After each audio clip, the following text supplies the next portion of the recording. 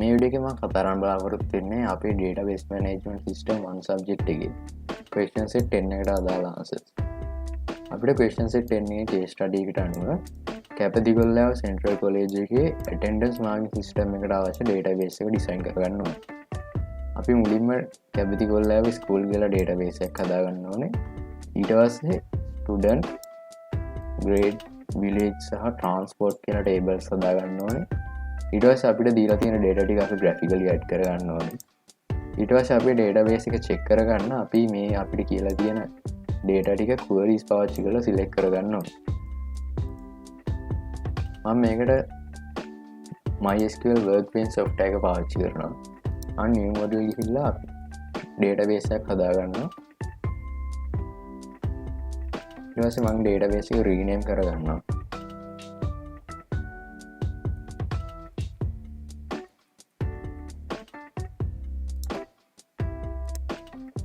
දැන් මම add diagram double click කරලා ER diagram එක හදා ගන්නවා. මම මුලින්ම student table එක add කරගන්නවා.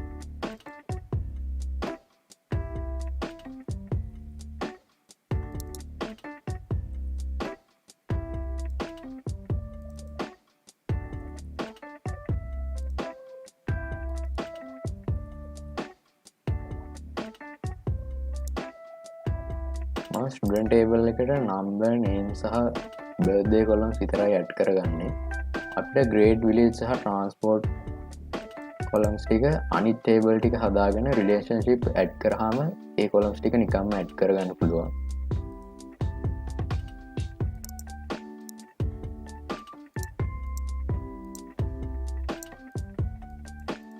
දැන් මම grade table එකත් හදාගන්නවා.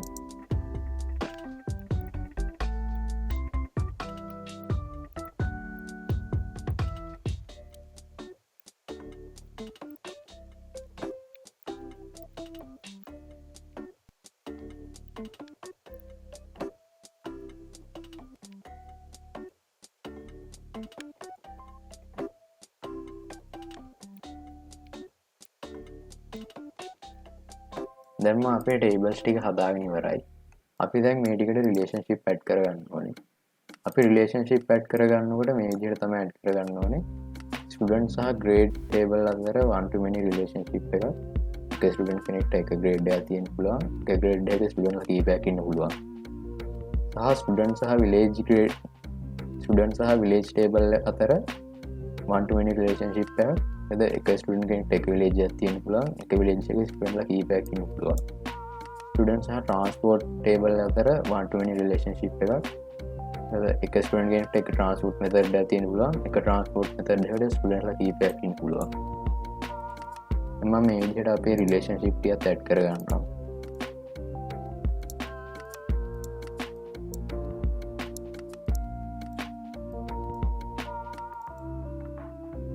දැන් අපේ columns ටික add වෙලා තියෙනවා student table එකේ. මම ඒ ටික rename කරගන්නවා.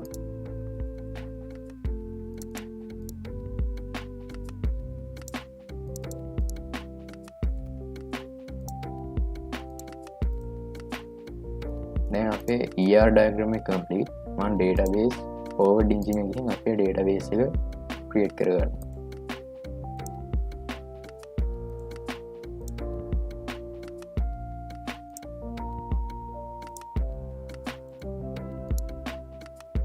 දැන් මම MySQL software එකට ගියාම අපේ database එක මෙතනින් බලා ගන්න පුළුවන්. මේ තියෙන අපේ tables ටික.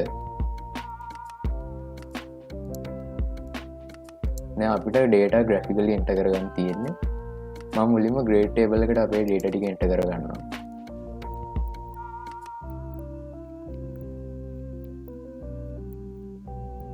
ඊට පස්සේ මම village table එකටත් data enter කරගන්නවා.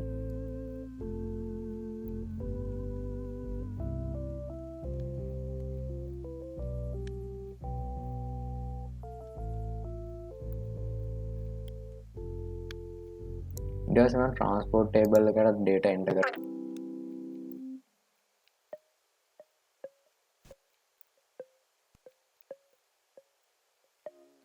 දැන් අපිට student table එකට data enter කරගන්න තියෙන්නේ. අපිට මෙතෙන්දි name birthday සහ number කියන data විතරයි enter කරගන්න ඕනේ. අපිට grade village සහ transport columns වල data select කරගන්න පුළුවන්.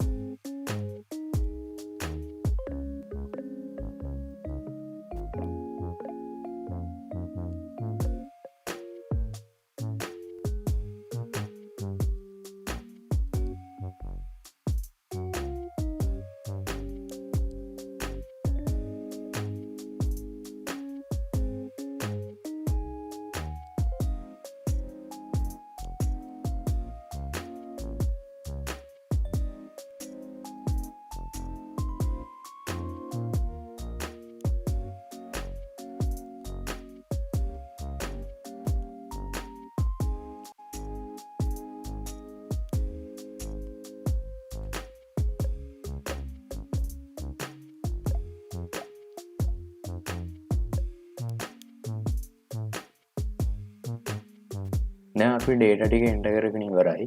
දැන් අපිට තියෙන්නේ අපේ database එක query use කරලා අපිට ඕන data select කරගන්න. මුලින්ම අපි select කරගන්න ඕනේ all the students who study in grade 6. අපිට මේකට join query use කරන්න කියලා තියෙනවා. මම මුලින්ම student table එකේ ඔක්කොම column select කරගන්න. ඒකට මම select all from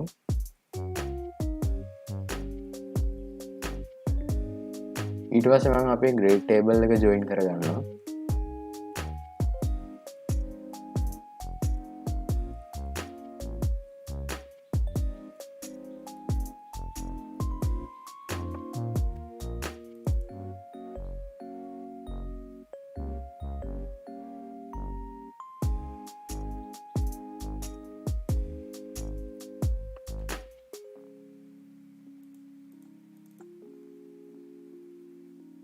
දැන් මම අපේ student table එක සහ grade table එක connect කරගෙන ඉවරයි. මෙතෙන්දී අපි student table එකේ grade කියන column එක grade table එකේ id කියන column එකත් එක්ක join කරගන්නවා. ඊට පස්සේ මම අපේ where condition එක දෙනවා.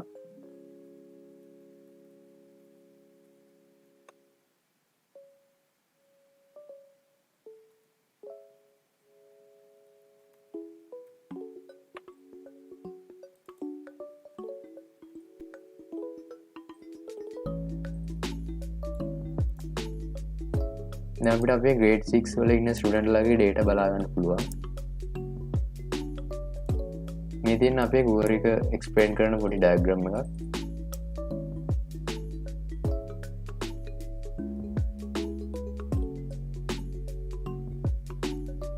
දැන් අපි දෙවෙනි sub question එකට යනවා. අපිට තියෙන්නේ select birthdays of students who come from Padaviya by bus. අපිට මෙතෙන්දී student transport සහ village table තුනම join කරගන්න ඕනේ. මම මුලින්ම අපේ birthday column එක select කරගන්නවා අපේ student table එකේ. මොකද අපිට birthday එක විතරයි select කරගන්න ඕනේ. ඊට පස්සේ මම join කරගන්නවා village table එක.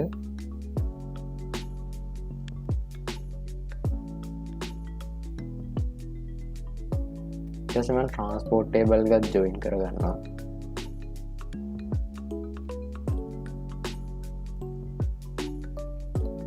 ඊට පස්සේ මම where condition එක දෙනවා.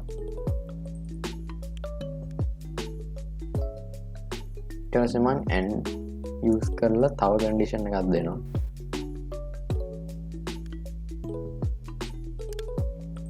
මේ විදිහට අපේ result එක බලා ගන්න පුළුවන්. අපිට පදවිය village එකේ ඉඳන් බස් එකේ ඉන්න ස්ටුඩන්ට් ලාගේ data ටික select වෙලා තියෙනවා.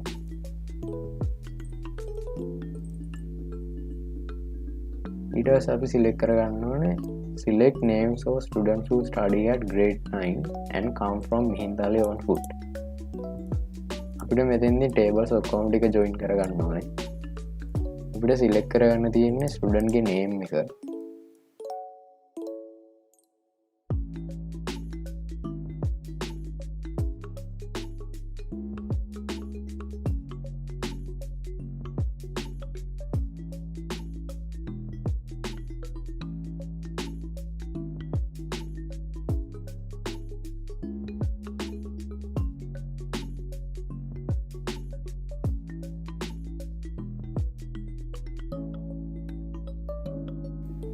ඊට පස්සේ දැන් මම where keyword එකෙන් අපේ condition එක දෙනවා.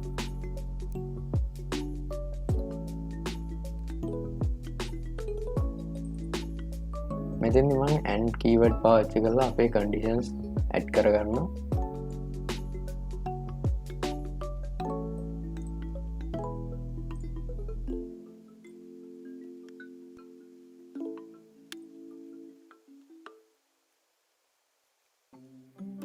මේ විදිහට අපිට අපේ output එක බලා ගන්න පුළුවන්. මේ විදිහට තමයි අපේ question set 10 එකට අදාළ answers බලා ගන්න පුළුවන්.